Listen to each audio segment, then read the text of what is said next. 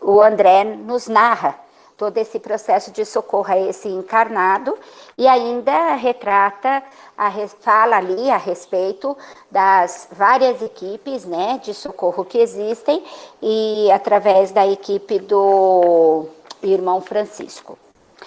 Bom, nós paramos na parte em que eles saem da casa do Antônio, né, e estão já na rua. E o irmão Francisco, ele explica algumas questões a respeito das muitas formas de socorro, de que existem muitas equipes trabalhando, né, no socorro, e que nós, encarnados, não fazemos nem ideia de como que se processa tudo isso, do quanto nós somos amparados e socorridos e nem percebemos que isso está acontecendo, né? E eu lembro que na semana passada eu até falei a respeito de que eu aprendi com uma crista, de que quando eu estou na estrada e vejo algum acidente, eu faço uma prece para as equipes que estão ali socorrendo, para que a vibração, porque sempre tem muito curioso, né? Às vezes o trânsito fica até muito ruim, mas por conta das pessoas que estão ali paradas olhando o acidente, do que por conta das pessoas que estão sendo socorridas. Então, a vibração que essas pessoas, esses curiosos emanam, são sempre de desequilíbrio, né?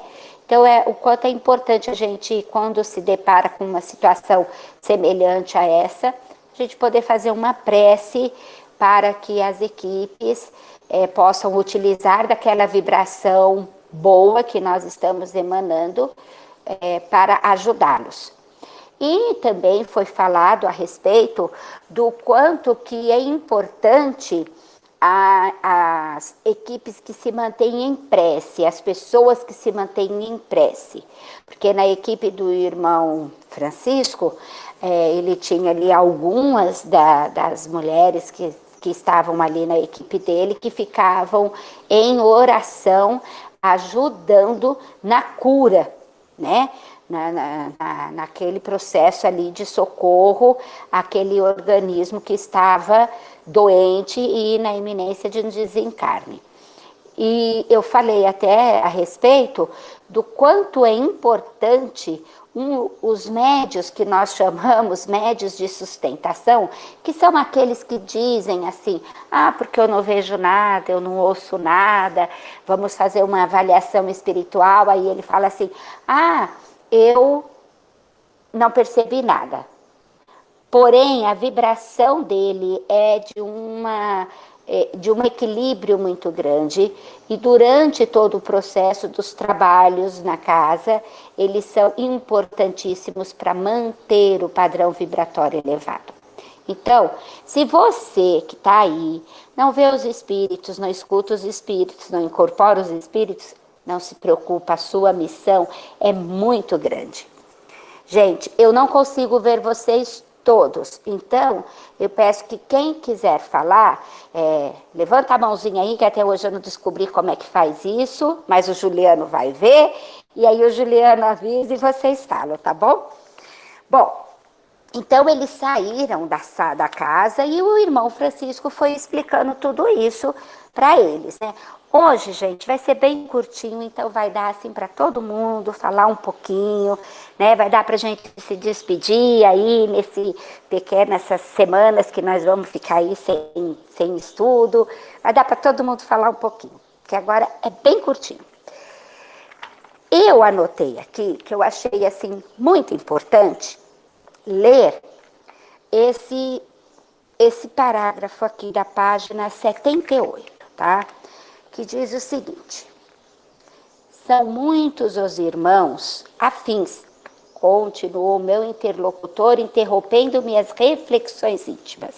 Quer dizer, André Luiz conta aqui que Alexandre começa a falar, que se unem depois da morte do corpo em tarefas de amparo fraternal, quando já alcançar os primeiros degraus da escada de purificação. Quando eu comecei a ler esse parágrafo, eu pensei assim, oba, quando vários de nós da casa espírita estiver desencarnado, a gente vai poder continuar trabalhando do lado de lá. Mas quando eu cheguei aqui nessa parte que fala alcançar os primeiros degraus da escada de purificação, eu pensei, não somos nós. Mas enfim, um dia a gente chega lá. Do que me é possível ajuizar, semelhantes trabalhos são dos mais eficientes e dignos em favor dos homens. Raramente os companheiros encarnados, quando em excelentes condições de saúde física, podem compreender as aflições dos enfermos em posição desesperadora ou dos moribundos prestes a partir. E é verdade, né, gente? Quantas vezes a gente escuta pessoas que estão com problemas de saúde se queixando, e a gente até pensa assim, vou dizer por mim, tá? Nossa, talvez nem seja tudo isso. Acho que fulano é hipocondríaco. Nossa, será que não está exagerando? Por quê? Porque eu estou com saúde. Porque se eu estivesse com alguma coisa semelhante a ele, o que eu iria dizer? Eu ia começar a desfilar ali, ó, todas as minhas lamúrias das minhas doenças também.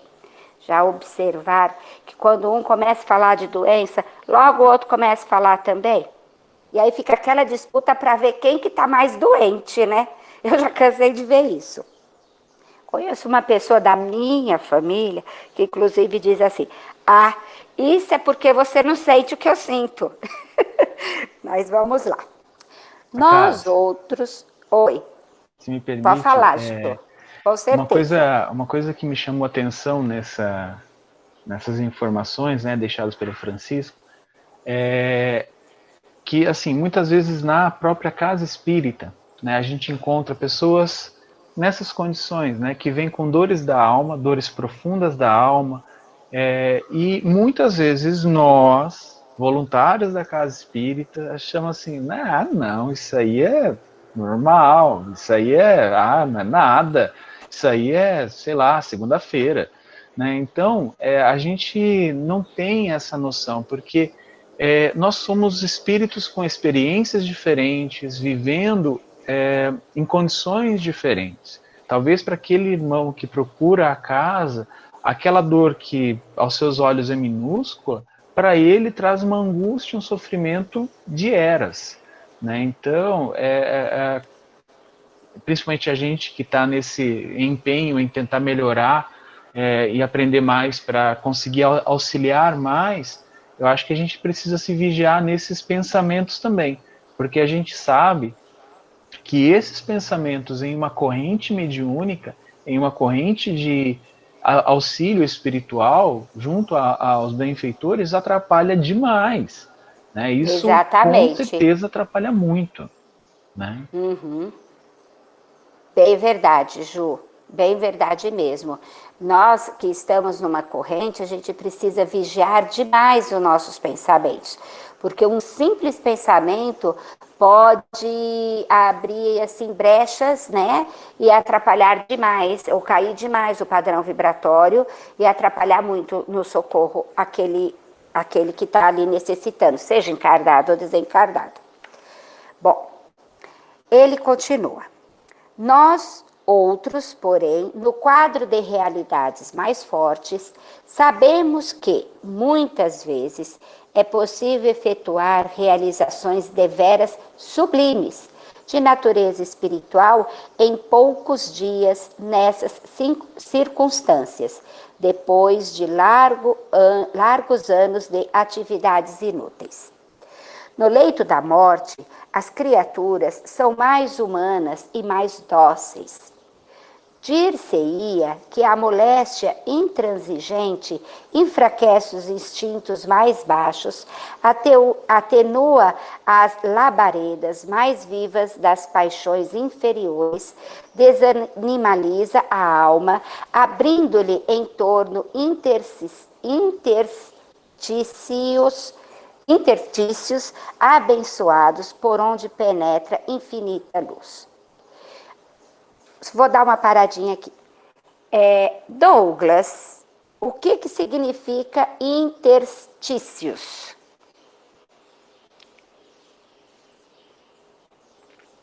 Intervalo. Muito obrigada, Douglas. Okay. O Douglas, gente, é o nosso dicionário ambulante. Então, quando nós temos preguiça, a gente pergunta para ele. Não confie tanto assim, não, hein? E a dor vai derrubando as pesadas muralhas da indiferença, do egoísmo cristalizado e do amor próprio excessivo. Então, é possível o grande entendimento. Vou dar uma paradinha aqui. Vamos conversar um pouquinho a respeito do que Alexandre acabou de dizer.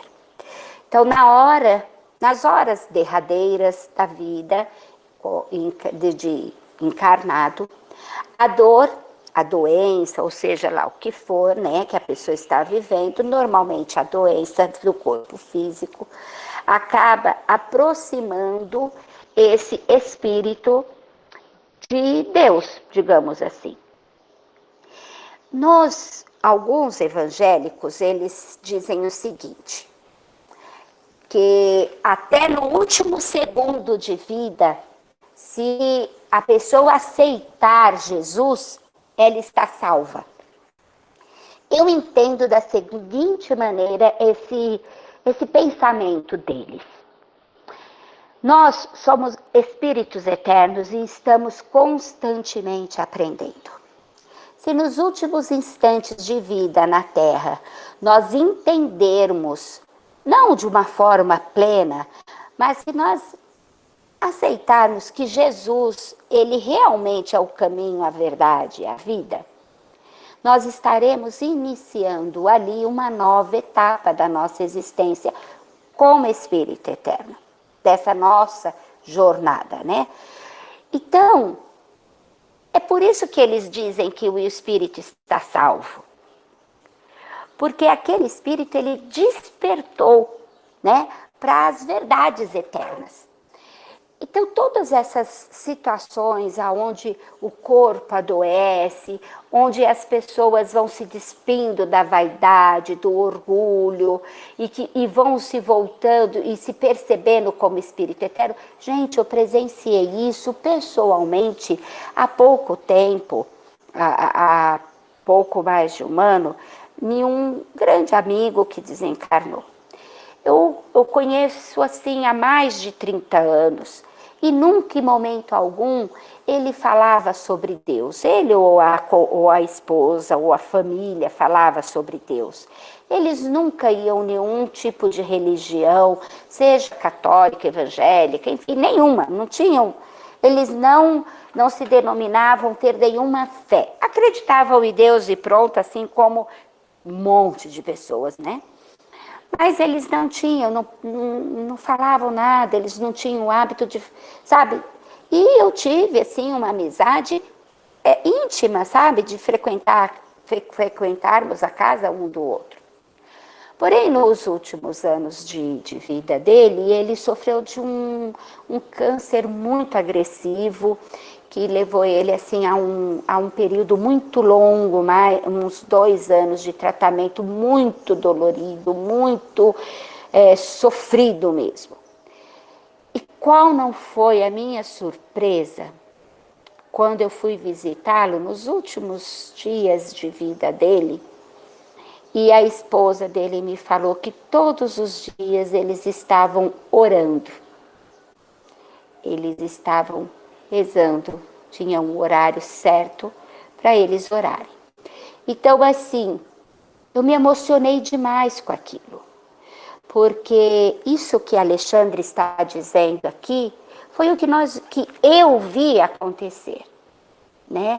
Então, por uma pessoa, uma parente da família, chamou eles e falou que era importante eles estarem se conectando com a espiritualidade num determinado horário, fazendo uma oração. Gente, eu achei aquilo tão lindo. Eu achei aquilo tão fantástico, tão abençoado, porque nunca nesses mais de 30 anos eu tinha visto eles tendo qualquer atitude que fosse de religiosidade. Não que eles não acreditassem em Deus, mas não tinham, não era como a gente costuma dizer, praticante em nenhuma religião. Então, realmente, isso que Alexandre nos narra aqui é verdade. Então, nem sempre a dor física, as doenças, elas vêm de uma forma negativa, muito pelo contrário. Eu acredito sempre que é de uma forma positiva para o espírito eterno, porque é o momento dele se despir de todas as vaidades do mundo, de todas as ligações mais menos sublimes com a matéria e se voltar para o lado espiritual, que é o que somos um espírito eterno, né? E muitas vezes nós vivemos uma vida inteira como se não fôssemos. Alguém gostaria de falar alguma coisa? Então eu vou continuar, tá? Lições admiráveis felicitam a criatura que, palidamente, embora perceba a grandeza da herança divina. Acentua-se-lhe o heroísmo e gravam-se-lhe no coração para sempre mensagens vivas de amor e sabedoria. Na noite espessa da agonia começa a brilhar a aurora da vida eterna, e aos seus clarões indistintos nossos princípios são facilmente aceitos. A sensibilidade demonstra características sublimes e a luz imortal lança fontes de infinito poder nos recessos do espírito. Está aqui, meus amigos, uma grande lição, assim, ou chamamento para nós, né? A gente, às vezes, escuta pessoas falarem assim, eu quero morrer dormindo, né? Eu não quero ficar sofrendo. Ninguém quer ficar sofrendo. Ninguém quer ficar no leito de hospital ou em casa sofrendo com uma doença no corpo físico. Ninguém quer viver à base de medicamentos, de drogas fortíssimas para tirar a dor que uma doença pode trazer. Ninguém quer viver isso.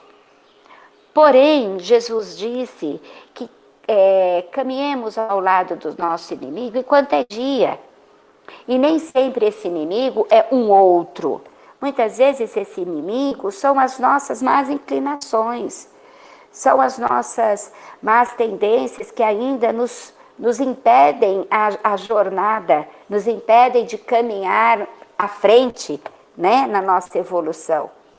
Então, esse caminhemos enquanto é dia, enquanto estamos encarnados, né? Purilemos as nossas imperfeições enquanto estamos encarnados, porque do lado de lá, tudo tem um peso muito maior, porque nós não temos o corpo físico mais para correr e nos refugiar, né? Nós não temos mais o adormecimento das nossas lembranças de tudo que a gente já viveu. Não que a gente vai desencarnar e já vai saber tudo que a gente fez, mas os nossos sentimentos, eles têm uma intensidade muito maior. Se amamos, amamos. Se odiamos, odiamos. Então, é importante que a gente pare para refletir a respeito do quanto que a gente tem, de fato, procurado transformar em nós. Bom, observando que os padecimentos das moléstias antes do desencarne pode ser de muita valia para o desencarnante, e sabendo e havendo transformação do desencarnante, ajuda muito a facilitar o amparo de equipes como a do irmão Francisco. Muitas transformações de atitudes de desencarnantes, quer dizer, de moribundos, né, são tidas através do fruto do esforço de grupos itinerantes do socorro. Então, assim, muitos espíritos que estão desencarnando eles mudam assim muita forma de agirem e de sentirem e de viver aqueles instantes. Muito disso acontece por conta da ajuda de equipes como a do irmão Francisco ali, que trabalha na mente desse desencarnante para que ele perceba a necessidade de se voltar a Deus, a Cristo, à espiritualidade. Então, às vezes, a gente percebe que a pessoa tinha um comportamento X e ali nos últimos instantes, ali nos últimos dias ou meses, começa a ter um comportamento diferente. Ou ali nas últimas horas, né? E a gente fala, nossa, olha só, né, como mudou. Mas são equipes de socorro que trabalham ativamente ali, ajudando aquele espírito que está desencarnando a perceber as verdades do mundo, né? Que não é aquilo que os olhos da carne, só aquilo que os olhos da carne vê. Em todos os lugares há sempre generosas manifestações da providência divina. Providência paternal de Deus, confortando os tristes, acalmando os desesperados, socorrendo os ignorantes e abençoando os infelizes. Então, assim, a todos os instantes, em todas as situações, nós temos equipes benevolentes, de irmãos que se colocam a ajudar ao próximo. Eu sei que a nossa vida de encarnado é sempre cheia de muitas atribulações e muitos compromissos, e graças a Deus não vivemos sozinhos, temos família, temos pessoas com as quais dividimos a vida, e que muitas vezes a gente não consegue realizar tudo o que a gente desejaria, assim, ou deseja realizar. Mas uma prece, isso a gente pode fazer em qualquer momento. Uma boa vibração, isso a gente pode fazer em qualquer momento. Às vezes, no grupo lá do WhatsApp dos trabalhadores, algum companheiro coloca assim, olha, minha mãe, meu pai, meu irmão, meu marido, enfim, alguém, né, vai fazer uma cirurgia. Então, todos os demais do grupo falam assim, né, vamos vibrar por ele. Estamos em prece. Gente, não é que está todo mundo sentado ou ajoelhado, ou então parou horas do seu dia para fazer aquela prece. Muitas vezes, a gente está ainda nas tarefas do dia a dia, mas eleva o pensamento, mentaliza aquele companheiro que a gente conhece, mentaliza as equipes espirituais, rogando o amparo dessas equipes em prol daquele que está necessitando. Isso não nos custa nada. Isso é simples e fácil de fazer. E essa nossa atitude ajuda demais essas equipes. Então, que a gente, de fato, confie no amparo divino. Ontem, na palavra do plano espiritual, do nosso mentor da nossa casa, ele falou por várias vezes que nós não estamos sozinhos, que ele sempre está conosco, que as equipes da nossa casa sempre estão conosco. E a gente tem que confiar. Salustio sempre nos diz, união, respeito e confiança, né? Nós temos que confiar. Então, que nós confiemos na espiritualidade amiga e na nossa capacidade de poder auxiliar essas equipes.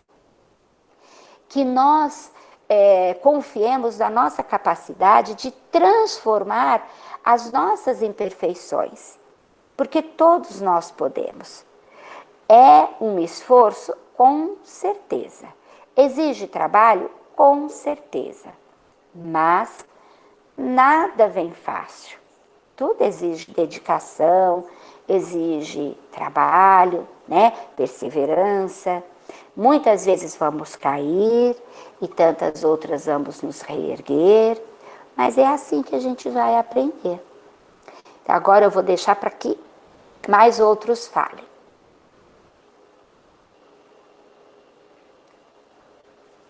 Acácia, Oi, Ju.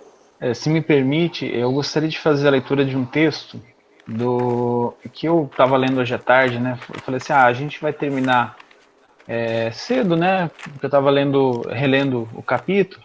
Eu falei assim, seria legal a gente ter um texto para a gente poder pelo menos encerrar esse estudo, né?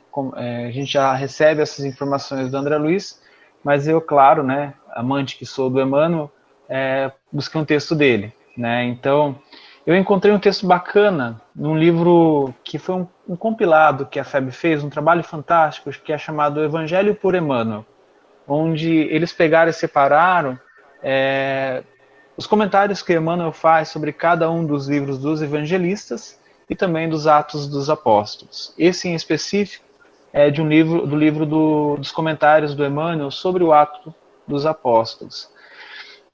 E Emmanuel começa fazendo a referência ao capítulo 22 dos Atos dos Apóstolos, no seu versículo 16, onde fala aquela passagem, né, para quem já leu Paulo e Estevão, onde Paulo, né, no caso Saulo ainda na época, né, encontra com Ananias, e tudo acontece, não vou falar aqui porque o pessoal vai receber spoiler que não leu ainda, e aí onde Ananias fala para ele, e agora? O que está esperando? E o Emmanuel começa a analisar, e ele intitula essa análise como um desafio. Ele fala assim, relatando à multidão sua inesquecível experiência às portas de Damasco, o apóstolo dos gentios conta que, em face da perplexidade que o defrontara, perguntou-lhe Ananias, em advertência fraterna, e agora, por que te detens? A interrogação merece meditada por todos os que já receberam convites, apelos, dádivas ou socorros do plano espiritual. Eu acho que eu me enquadro em alguns aqui, tá? Inumeráveis beneficiários do Evangelho prendem-se a obstáculos de toda sorte na província nebulosa da queixa. Se felicitados pela luz da fé, lastimam não haver conhecido a verdade na juventude, ou nos dias de abastança.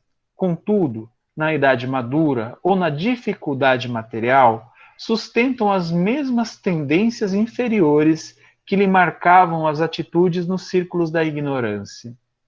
Nas palavras, exteriorizam sempre grande boa vontade.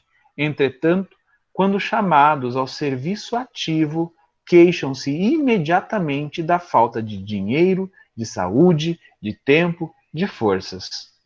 São operários contraditórios, que ao tempo do equilíbrio orgânico exigem repouso, e na época de enfermidade corporal alegam saudades do serviço. É indispensável combater essas expressões destrutivas da personalidade. Em qualquer posição e em qualquer tempo, estamos cercados pelas possibilidades de serviço com o Salvador.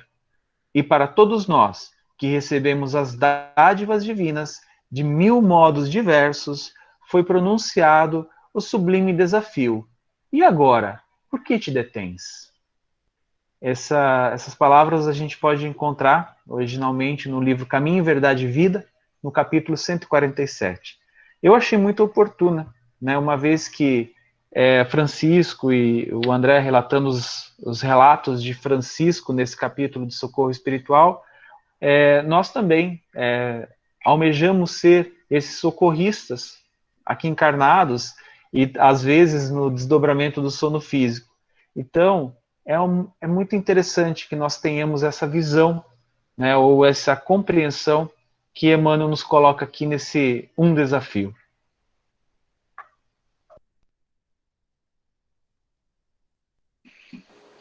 A Cássia,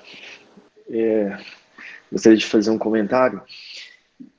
Esse momento do final da encarnação aqui, o retorno para a nossa verdadeira casa, É um momento muito forte, muito intenso na vida das pessoas. É uma experiência impressionante e muito marcante, né? Então, ela traz assim uma sensação que a gente sentiu pouquíssimas vezes. Então, a pessoa começa a passar por uma análise como vai ficar os familiares, aquelas pessoas que ele ama ou que ele se tornou inimigo sem a presença dele. Então, isso traz reflexões bem profundas, uma vontade de fazer diferente. Isso, digamos, em alguns. A gente nunca pode colocar que todos vão passar por essa sensação, esse sentimento, né? Isso é muito peculiar. E também depende da forma que vai ser o desencarne, né? Tem que ser uma doença mais arrastada, uma situação dessa. Então, por isso que é até aquela situação da eutanásia, que é um tema polêmico, mas a gente começa a entender o dano que pode ser fazer a eutanásia. Vai tirar a oportunidade dessa pessoa de fazer fortes reflexões, de refazer sua vida várias vezes naqueles instantes, né? De ver o que poderia ter feito. E sem falar também a questão do materialismo, a pessoa muito atrelada ao apego dos bens, o dinheiro. Nesse instante que ela vai sentindo o desenovelo, né, do corpo e do espírito aos poucos, ela começa a soltar com mais facilidade o corpo físico, porque ela percebe que estando ali é pior do que aceitar o desencarne. Então ela tem a chance de chegar do outro lado um pouco menos apegado ao mundo material. Isso acaba sendo um alívio para ela, de certa forma, e o preparo para os familiares, porque o desencarne abrupto ele é mais chocante. Ele tem a experiência dele, ele tem a função dele, mas ele acaba sendo mais chocante também para os que ficam, né? Então esse preparo é para muita gente, não só para quem está indo. E esse instante também de desenvolver a fé nessa fase é onde o Jesus fala: comigo o jugo é mais leve. Por isso que a mesma situação ela traz sentimentos e sofrimentos de intensidades muito diferentes de um para o outro. Vai aí a questão da fé, de ensinar a experiência de vida, ensinando a ter a fé. E a diferença de estar passando por determinada situação com fé. É um alívio, assim, instantâneo praticamente, né? Não abole o sofrimento todo, não tira a experiência toda de estar ali naquela situação, naquele desafio, mas sente a grande diferença de estar mais equilibrado, mais pronto e mais forte para o que vem aí, né? Para o que der e vier. A gente já viu num dos capítulos anteriores também dizendo a importância do plano espiritual já promover o desencarne de quem está muito arrastado, muito ligado ao corpo físico, né? Por cada um tem o seu motivo por estar muito ligado ao corpo físico. Então a necessidade de ir, de promover o desencarne, porque chegou o momento. Aí já é o contrário, né? Então quem decide esse momento? Quem sabe? Quem tem uma consciência grande, um panorama geral de toda a situação da vida pessoal da pessoa para saber qual é o momento? Quem tem essa sabedoria, né? Então, por isso que a gente fala a Deus, a Jesus, que sabe o momento certo de cada um. Quando a gente não vai no momento certo, com certeza é danoso.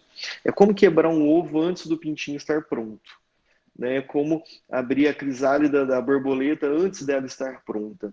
Então, quem sabe esse momento? Nós não temos essa onisciência, né, essa perspicácia desse tamanho. A gente acaba metendo os pés pelas mãos. E a gente tem inúmeros casos mesmo do momento do desencarno de grandes encontros que realmente muda o futuro da pessoa. Desencarnados vêm para esse momento, encarnados vêm e grandes coisas acontecem em benefício de todos, não de um só. Né? Então, a gente pensa, está sofrendo muito, é difícil, é dolorido, Mas existem os anestésicos, os analgésicos, existe a fé também que faz isso. Ela traz um certo, digamos, não um anestésico, mas ela é como se fosse um analgésico para as dores, né? Então, quando nós estamos bem assessorados, bem acompanhados do plano espiritual, tudo isso soma em nosso favor. Porque a gente sabe que o plano espiritual é muito mais habitado que o plano aqui terrestre. Agora, quem que está próximo de nós? O outro lado é muito povoado. Então, quem que é esse povo que está perto de mim? Eu que vou decidir isso, eu que vou escolher minhas companhias, né? Diga-me o que tu pensas que te direi com quem tu andas, né? Então, essa assessoria, ela é enorme, ela é gigante, ela é extremamente benéfica. E às vezes aqueles poucos dias faz transformações que às vezes 2, 3 anos não fez da pessoa vivendo numa situação de comodismo. Ali já não tem o comodismo, ali já tem o é agora ou nunca, né? Então, esse respeito do momento certo que a gente tem que tomar cuidado com relação à eutanásia, que a gente sabe que alguns países permitem eutanásia, tem até clínicas para fazer eutanásia, mas o kardecismo nos traz, nos abre os bastidores do outro lado e vê o que é isso, né, na verdade.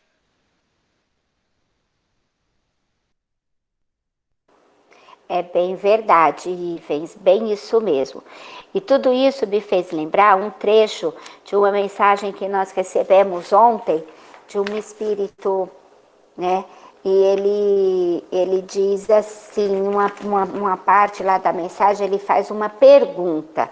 Ele pergunta assim, mais um ano, ele diz o seguinte, mais um ano chega ao final. E o que de fato construímos? Se partissem hoje para a espiritualidade, o que levariam? Então, assim, se nós partíssemos hoje, se hoje fosse o momento, o dia do nosso desencarne, nós estaríamos prontos? Nós teríamos aí uma bagagem positiva para levar conosco? Que tipo de bagagem a gente está pondo na mala para levar? Porque, como o Ivens falou, nós não sabemos o momento que vamos partir, mas sabemos que um dia iremos partir. E a gente procurar viver a vida tentando, de fato, aprender, né, com cada instante da nossa existência, é muito bom, é de sabedoria, né? É uma das razões pela qual nós estamos encarnados. Então, vamos procurar e observar melhor as nossas atitudes enquanto espírito eterno e o que de fato temos colaborado com as equipes de socorro e o que de fato temos feito pela nossa evolução, pelo nosso aprendizado, para que no dia que formos chamados para voltar para a verdadeira pátria, como disse o Ivens, nós tenhamos uma boa bagagem para carregar, né? Mas acho que tem mais gente que quer falar.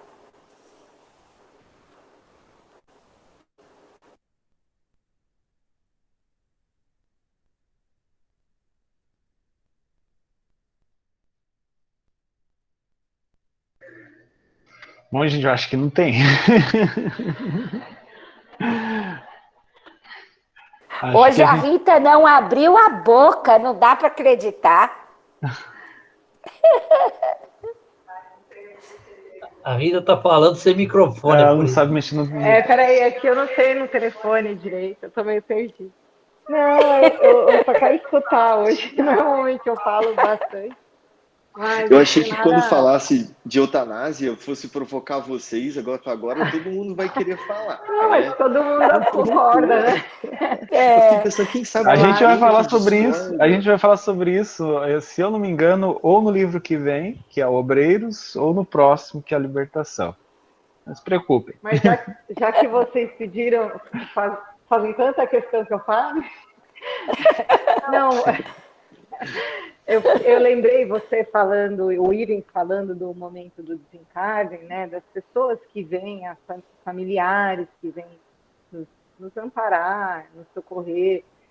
E eu pensando essa semana, assim, né, o tanto de amparo que a gente tem, o que Saluxo nos falou ontem, e que às vezes, eu digo, vou falar por meu exemplo, eu tenho a oportunidade imensa de vivenciar e de conviver com alguns espíritos que eu fico assim, gente, de onde eu conheço essas pessoas? Às vezes eu fico, né, tentando puxar da minha memória. E aí eu lembrei do livro, acho que é 50 anos depois, que o Emmanuel Escravo Nestório, acho que é esse, né? E que ele já tinha, ele viveu, né?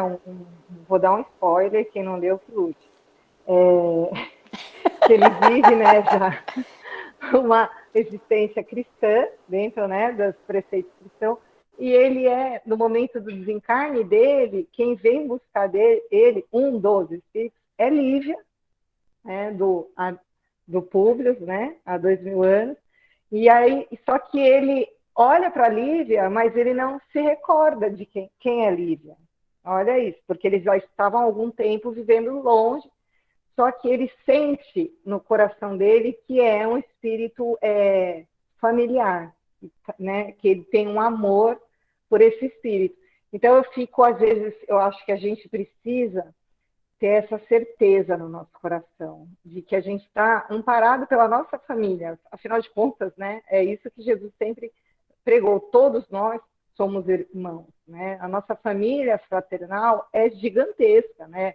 É o planeta todo, é o universo inteiro. E existem tantas pessoas que pertencem, que têm laços de afeto conosco e que estão do outro lado. Eu acredito piamente que até mais do outro lado do que as pessoas que convivem no nosso meio aqui. Então, é para a gente, acho que a gente não precisa se preocupar com a morte, com o desencarne, melhor dizendo. A gente precisa realmente só se preocupar com quantos de recursos, de virtudes estou levando nessa bagagem para poder conviver com essas pessoas que nos amparam. Eu acho que todos os dias a gente está se preparando para esse momento, né? Não é uma coisa que a gente deve fazer de última hora, mas todo dia é a chance da gente estar ali agregando elementos para esse momento. Mas é um momento tão importante também que a gente vê histórias, às vezes, até de reconciliações sérias ali, que às vezes quem está desencarnando cometeu alguma injustiça com alguém que já desencarnou, e às vezes ele é recebido por essa pessoa com muito cuidado, muito carinho, e ele tem esse momento ali que ele se arrepende. Talvez se não passasse por isso, ele ia desencarnar e não ia se arrepender durante um bom tempo, ia demorar para se arrepender. E aquele momento foi tão importante para ele, foi tão tocante. Falou, nossa, eu fiz o mal para você e você está fazendo um grande bem para mim agora. Parece que se desmancha o mal ali naquele instante. Então ele começa a querer recompensar o mal que ele fez. E às vezes é um assunto sério. Então tem grandes situações no momento importante da vida da gente, né? E como eu falei, a gente sabe que marcas profundas que nós levamos, e uma das mais importantes é essa aí também, que é o desencarne assim, mais prolongado, né? Mas bem lembrado aí do Paulo Estevam.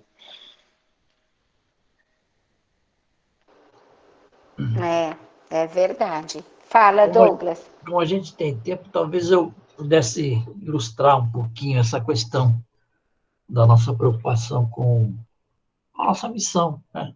Já que a gente abraça a tarefa de ser um trabalhador da seara do Cristo, a gente certamente terá a preocupação de cumpri-la tanto quanto possível, apesar de não sabermos o momento da nossa partida, né?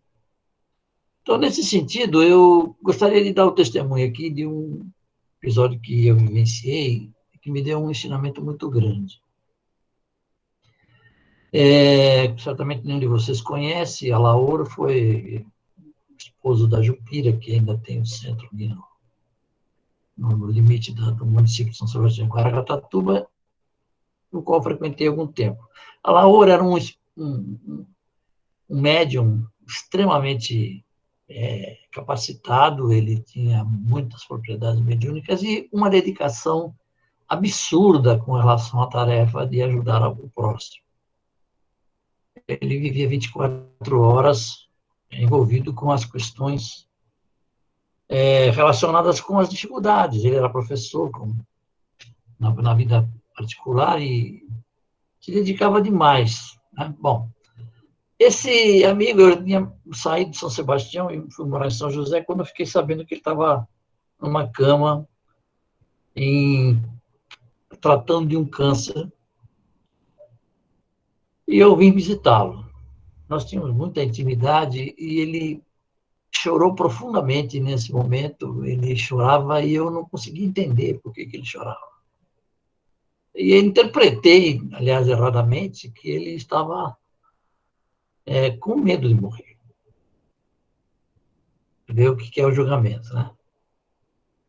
E nesse momento eu não só perguntei, como eu admoestei. Eu disse: você é um líder, é o nosso líder, como se fosse um guru, né? E você não pode, neste momento, fraquejar. Mas você vai dar um péssimo exemplo às pessoas, né? Onde é que está? Né? Onde é o repositório da sua fé? Aquela pujança que sempre nos encantou e nos atraiu. E ele virou para mim e disse assim: meu querido Douglas, eu estou chorando porque eu sei que eu tenho que ir embora e eu tinha tanto por fazer. Então, veja, esse conflito, certamente todos nós viveremos, né?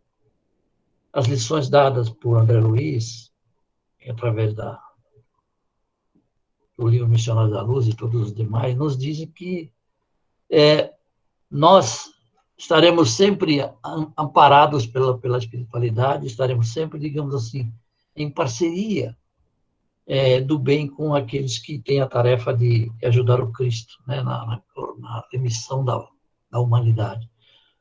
Então, outra coisa que o doutor Inácio, num dos livros dele, não me lembro o nome agora, em que o Dillon acompanha ele dos tratamentos de um desencarnado recente, e ele percebe, o doutor Inácio percebe que o desencarnado não tinha essa percepção, que ele desencarnou, não sabia que estava desencarnado, apesar de ser um espírita militante.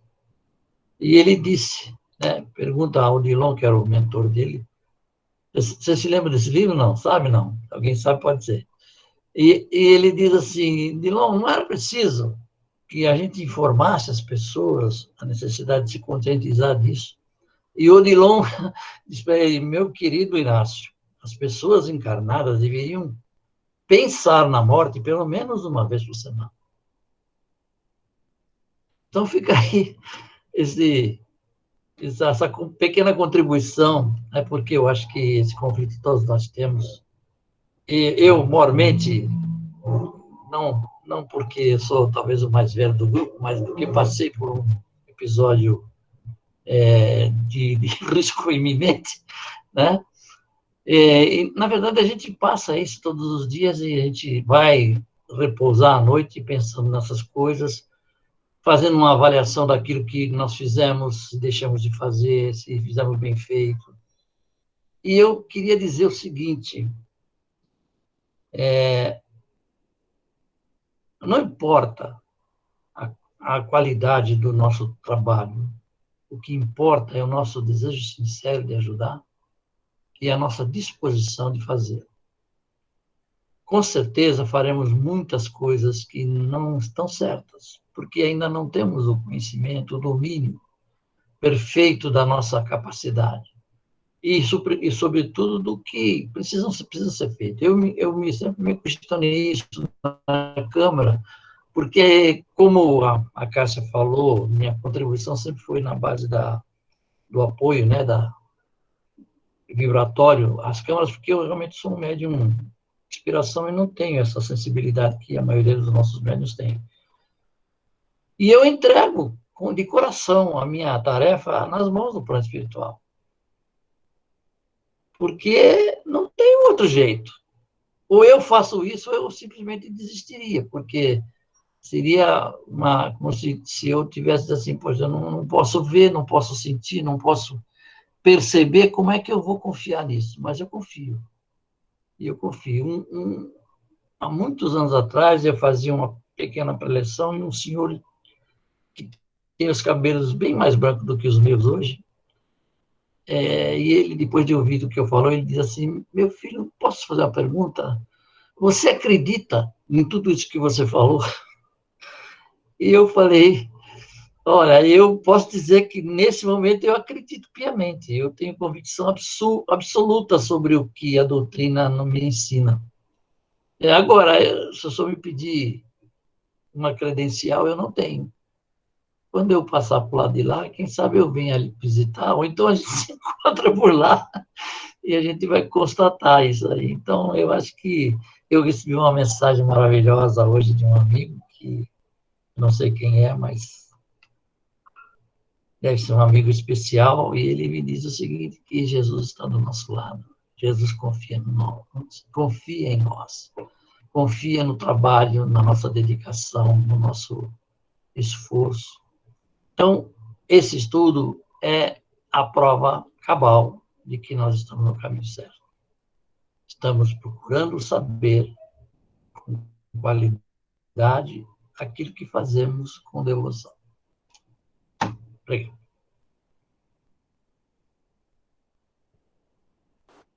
Obrigada, Douglas.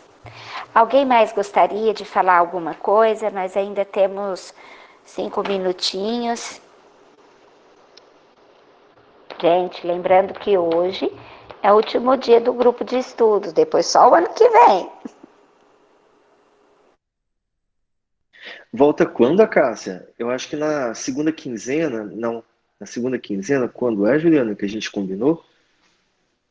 Segunda semana de janeiro. E isso é quando? Vocês vão receber a mensagenzinha de sempre. Segunda, Ah, quarta-feira de janeiro. Ah, tá. dia 13. Dia 13. Aham. Isso, dia 13 de janeiro. Aí a gente retorna. Ah, então tá bom. Gente, eu vou então falar assim. Eu perturbei muito a cabeça do Juliano e da Miriam durante 2 anos com essa frase. Né? Gente, eu não ouço nada, eu não escuto nada, eu não sinto nada, eu não sinto nem a presença do meu mentor. Eu vou desistir. E eles sempre, os dois, falando muito para mim, né? Não, calma, estuda, se você está aqui, ainda mais eu que caí no curso, me achando caindo ali de paraquedas naquele curso, né? De educação mediúnica, e calma. Então, é muito gratificante tudo que eu escutei ontem na mensagem, nessas últimas reuniões nossas agora aqui, nesse estudo todo, ouvir tudo isso que vocês estão falando, é uma injeção de ânimo muito grande para quem é muito novato nesse aspecto. Eu não sou novata no espiritismo, pelo contrário, eu tenho 30 e poucos anos de ficar lá estudando os livros, mas de sentir, de praticar, de estar realmente assim vivendo aquilo, eu sou bem novata. Então é para agradecer demais para vocês, porque é muito bom ouvir tudo isso. Muito obrigada. Vai ser engraçado isso porque o Douglas sempre me fez rir quando ele fala que é como se fosse uma pedra. Eu rio do termo que ele usa. Fica igual uma pedra, nada acontece. Mas ele é uma das pessoas mais intuitivas que eu conheço, e inspirado. Ele fala a coisa certa para a pessoa certa. Ele começa com um assunto e depois você vê que aquilo vem brotando não como um flor, simplesmente um jardim todo vem brotando. É um mérito que ele tem, o conhecimento tem, mas tem a inspiração. Às vezes a pessoa não percebe que ela está sendo inspirada, né? Se ela observar, a inspiração todos nós recebemos, toda a gente tem. Às vezes a gente tem que ver com mais calma e vai começar a notar essas nuances na vida da gente, né? Às vezes você quer fazer um caminho, eu quero ir ao banco, eu mudo o trajeto do meu caminho, né? Às vezes aquilo é uma inspiração, por que eu não fui pelo caminho que eu tenho costume, né? E algumas nuances a gente começa a notar, basta observar, algo acontece com a gente, sim, porque a mediunidade é um contato com o mundo espiritual. E então, a gente tem essas interseções com o mundo espiritual. E o mentor, ele existe, ele está ali, né? O nosso mentor. Se a gente estiver, assim, bem intencionado com as coisas. Mas eu acho que é ficar alerta para você perceber isso, notar.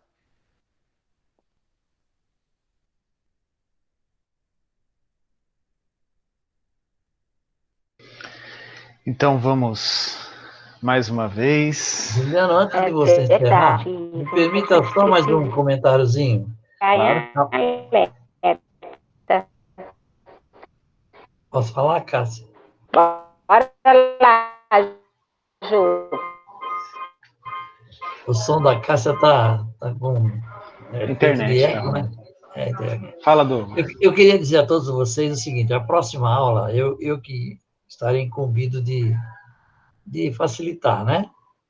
Então, eu queria fazer uma sugestão. Procurem nessa férias curta, né, que começa hoje, termina no dia 12, né, de janeiro, e procurem lembrar, e se puderem, anotem os sonhos que vocês tiverem nesse período. Se possível, todos. Porque a gente vai ter muita coisa para falar sobre isso. Ok, é só isso aí, tá? Isso não é nenhum Beleza. spoiler, é apenas uma observação que eu fiz quando eu já li o capítulo e estou trabalhando nele. Isso é ótimo, gente. Ok, obrigado, Então, Juliano. vamos fechar os nossos olhos, agradecer a toda essa espiritualidade bendita presentes nesse estudo e agradecer a cada um dos encarnados que, mesmo com essa tecnologia que muitas vezes nos atormenta, mas também serve para que nós possamos aprender um pouco mais e também nos esforçarmos na seara do Mestre. Que tenhamos uma noite de muita luz e uma semana de muita paz. E que essas férias, esse recesso, sirva para que possamos refletir e que em nossos sonhos possamos atuar junto à espiritualidade e tenhamos muitos relatos para a próxima aula. Que assim seja, Senhor. Graças a Deus. Então, dever de casa, pessoal. Anotar os sonhos. Um abração para todos.